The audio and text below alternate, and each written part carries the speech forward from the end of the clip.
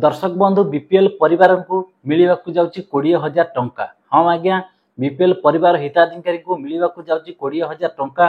तो आसतु से विषय आम ए आलोचना करवा, तार संपूर्ण बरणी आपण मैंने जानीपारे ये भिडियो।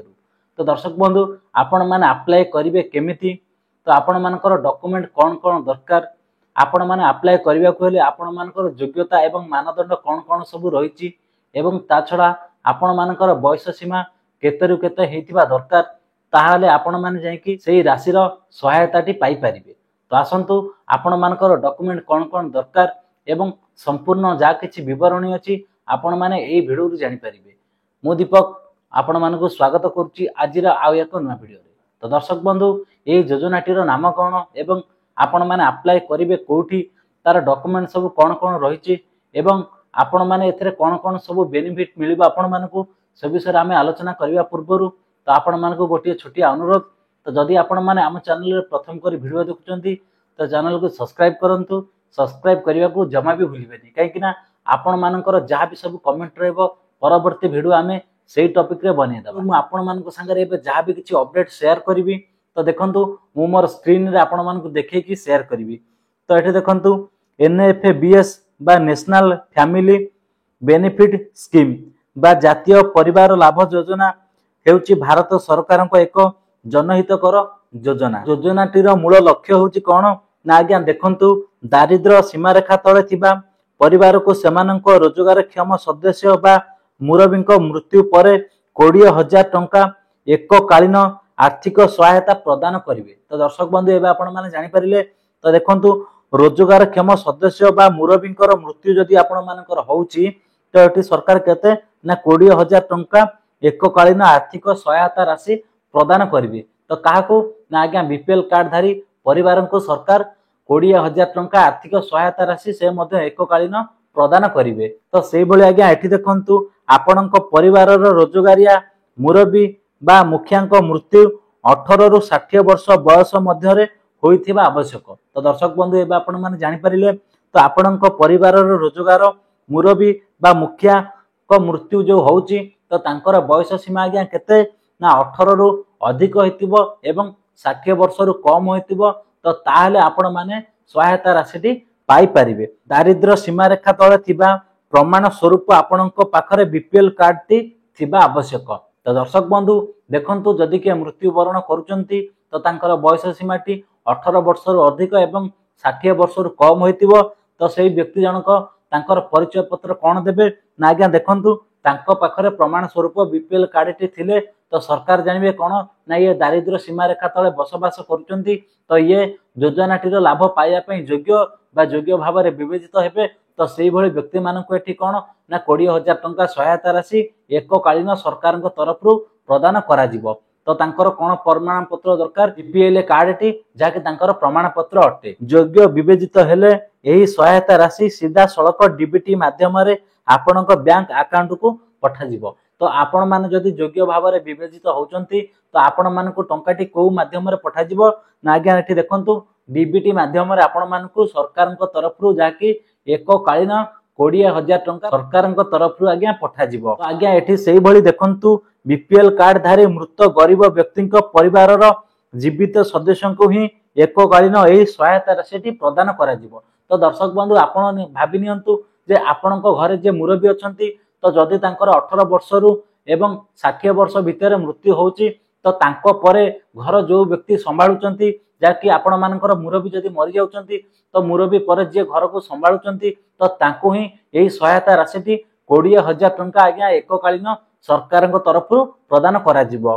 तो सेही भली आज्ञा एठी देखंतु स्थानीय तदंत परे जदि मृत व्यक्ति ही परिवार मुख्य थिले बोली जणा पड़े तेबे एही सुविधा मिलिबो। तो देखंतु तो जो व्यक्ति जनक मृत्युवरण करूचंती तो 18 वर्ष रु तांकर बयसटी 60 वर्ष होइथिबा दरकार एवं सेही व्यक्ति जनक घरर मुरबी होइथिबा दरकार। तो आपण मानकर स्थानीय रे जे अछंती जे तहसीलदार होंतु कि आपण मानकर आरआई होंतु से आज्ञा तदंत करिवे। जदि मृत्युवरण करथिबा व्यक्ति जनक घरर मुरबी होइथिबे तो ताहाले आपण मानकु ए सहायता राशि सरकार तरफ आज्ञा प्रदान करा जिवो। यदि आपण मानकु मो योग्यता कथा कहबी योजना पई योग्यता कौन तो दर्शक बंधु जदि आपण माने एथरे आवेदन करबा को चाहउचंती तो आपण मानकर योग्यता सब कौन कौन रहिछि तो आज्ञा एठी देखंतु आवेदनकारी जाकि भारतर नागरिक होइथिबा दरकार जाकि एही योजनाटी केवल आम भारत में लागू होउची सेहिति पई आमर भारतीय नागरिक होइथिबा दरकार जाकि जो व्यक्ति जनक मृत्यु करूचंती तो से भारतीय नागरिक होइथिबा दरकार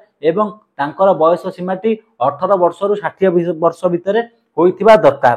तो एठी देखंतु आवेदनकारी परिवार रे दारिद्र्य सीमारेखा तले बास करुथिबा आवश्यक जाकि जो लोकटी मरुचंती तो सेई माने कोन दारिद्र्य सीमारेखा तले बसबास करुथिबा निहाती भाव आवश्यक नहले अन्य व्यक्ति को आज्ञा यही सुविधाटी मिल पारिबो नाही। तो एठी सेही बोली देखंतु आवेदनकारी परिवार मुख्य रोजगारक्षम व्यक्ति मृत होइथिबा आवश्यक। तो आपण माने जानि पारिले तो आपण मानक परिवार रे जो मुरबी व्यक्ति जनक अछंती सेही व्यक्ति जनक जदि कारणवशत मृत्यु करूचंती तो सेही मृत्यु वरण हिताधिकारी नाँ रे आपण माने जाकि आवेदन करि परिबे तो आपण माने सहायता राशि पाई परिबे। सेति लागि एठी देखंतु लिखा जायछि आवेदनकारी परिवार मुख्य रोजगारक्षम व्यक्ति मृत होइथिबा दरकार। तो एठी सेही बोली देखंतु मृत रोजगारक्षम व्यक्ति बयस 18 वर्ष रु अधिक एवं 60 वर्ष रु कम होइथिबा आवश्यक। तो दर्शक बंधु मृत्यु वरण जो लोक व्यक्ति जनक करूचंती तो तांकर बयस सीमा केते आज्ञा ना 18 वर्ष रु अधिक एवं 60 वर्ष रु कम।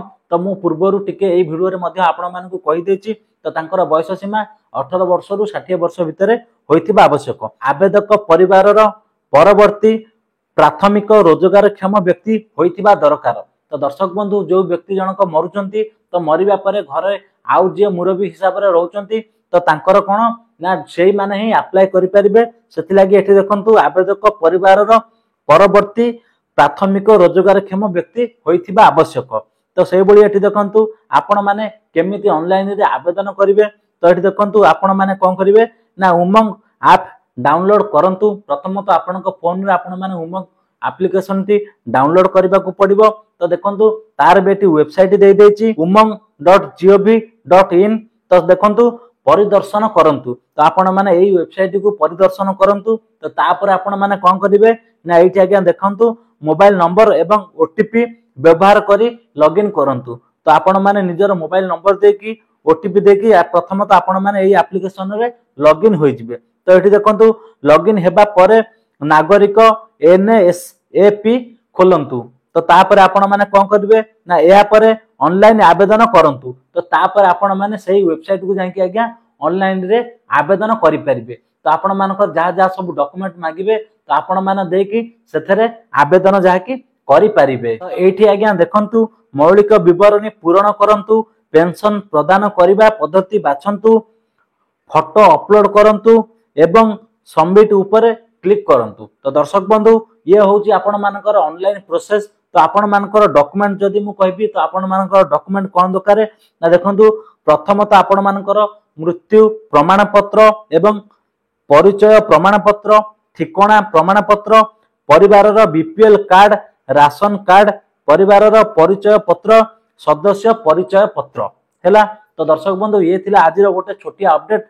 तो मु आपण मानकु कहिली जे मु जहा ए वीडियो रे आपण मानकु कहबी अपडेट तो सबु जांक स्क्रीन आगो को आनी देखै कि लाइव प्रूफ करके आपण मानकु देखै भी देली। तो दर्शक बंधु तो आपण माने जदि ए पर्यंत हम चैनल को सब्सक्राइब करि नांती तो आपण मानकु अनुरोध चैनल को सब्सक्राइब करंतु। काहे कि ना आ टॉपिक रे आपण माने आगो को वीडियो निश्चित भाव रे आज्ञा पाई परिबे।